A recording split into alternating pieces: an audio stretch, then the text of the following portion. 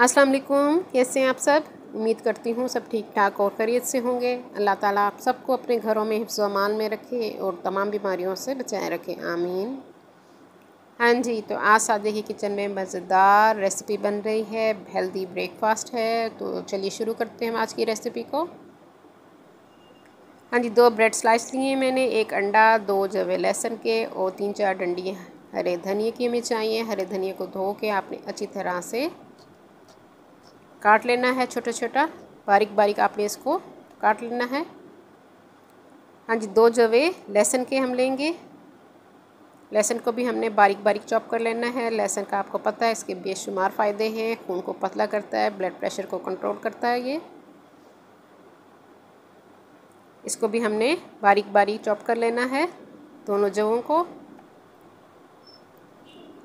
हाँ जी, इसको हमने चॉप कर लिया है। अब हम इसको एक बाउल में डाल देंगे, लहसुन और हरे धनिया को।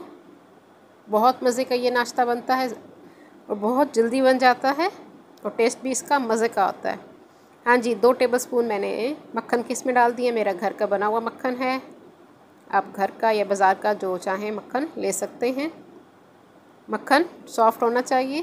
थोड़ी देर पहले आप फ्रिज से इसको निकाल के रख दीजिए ताकि ये थोड़ा सा नरम हो जाए। हाँ जी, अच्छी तरह से मिक्स करके हम इसको अब ब्रेड स्लाइस पे इसको फैला देंगे। चम्मच या छुरी जिस चीज़ से चाहें आप इसको फैला दें। अच्छी तरह से आपने इसको फैला देना है दोनों स्लाइस पे। हाँ जी, दोनों स्लाइस पे मैंने इसको लगा दिया है। हाँ जी, 1 अंडा हमें चाहिए। अंडे को मैंने फेंट लिया है। इसमें हम डालेंगे नमक। नमक आप अपने टेस्ट के हिसाब से डालेंगे। मैंने इसमें 2 चुटकी नमक डाला है। 2 चुटकी ही ऑरिगेनो में इसमें डाल रही हूँ, ये ऑप्शनल है, अगर आपके पास अवेलेबल है तो डाल दीजिए, नहीं तो कोई बात नहीं। हाँ जी, काली मिर्च पाउडर मैंने इसमें डाल दिया है 1/4 टीस्पून।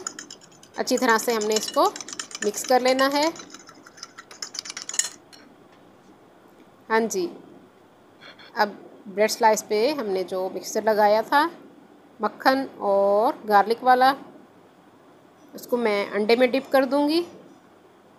और मैंने फ्राइंग पैन में 1 टेबलस्पून मक्खन डाल दिया है। मीडियम फ्लेम पे आपने इसको पकाना है दोनों साइड पे।